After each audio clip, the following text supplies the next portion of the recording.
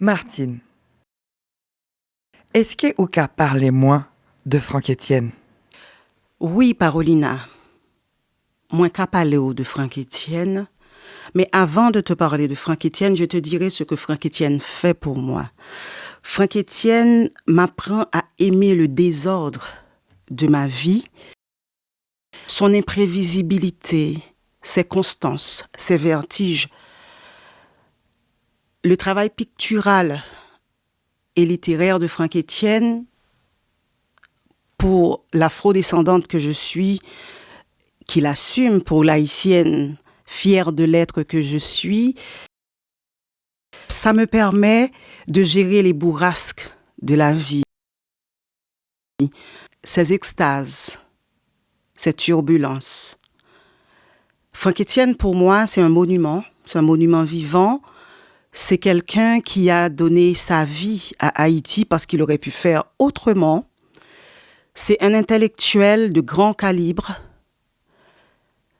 qui a œuvré pour que la jeunesse haïtienne puisse trouver un référent en lui. Pour moi, il est une référence. Franck Etienne, c'est un baobab à l'instar de Césaire, de Senghor, de Gontran Damas. C'est quelqu'un que j'ai appris à voir à la rue Tirmas quand il avait son école là-bas. J'ai des amis qui ont été à son école. Moi, je n'ai pas fréquenté son collège, mais je sais que c'est quelqu'un qui est d'une grande humanité. Et si les Haïtiens pouvaient prendre ce grand arbre comme modèle, la société haïtienne que nous avons là aujourd'hui aurait été différente. Parce qu'il a été ministre de la communication. Et on n'a pas entendu son nom dans quoi que ce soit. Donc c'est quelqu'un qui est un bon serviteur. Il a toujours été au service de son pays. Donc pour moi, Franck Etienne, c'est pas seulement les livres qu'il a écrits et qui fait que Haïti soit représenté valablement au niveau international. Ce ne sont pas que les œuvres au niveau pictural qui lui a permis de valablement représenter encore Haïti à l'international. Comme je l'ai dit, c'est une référence, c'est un référent.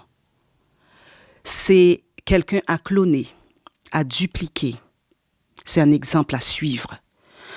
Nous sommes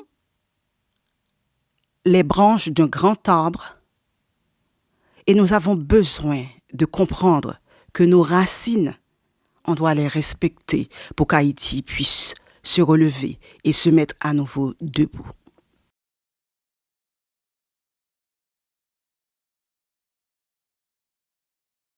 Sohil, toi, en tant que jeune Martiniquais, qu'est-ce qui t'a incité à rendre cet hommage à Franck Etienne avec ta maman?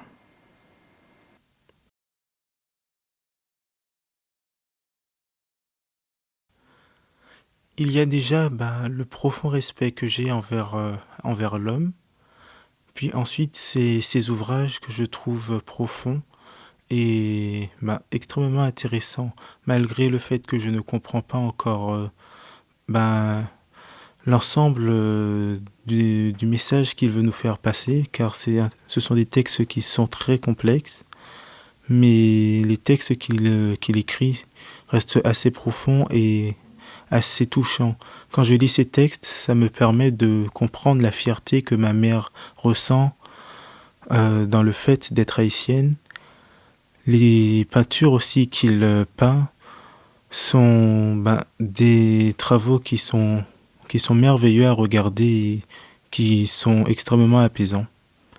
Et du coup, c'est vraiment c'est un ensemble de fierté en fait, mais malgré le fait que je sois martiniquais, mais c'est une fierté en étant antillais qui me pousse en fait à vouloir valoriser quelqu'un qui est une personne qui mérite en fait toutes ces choses.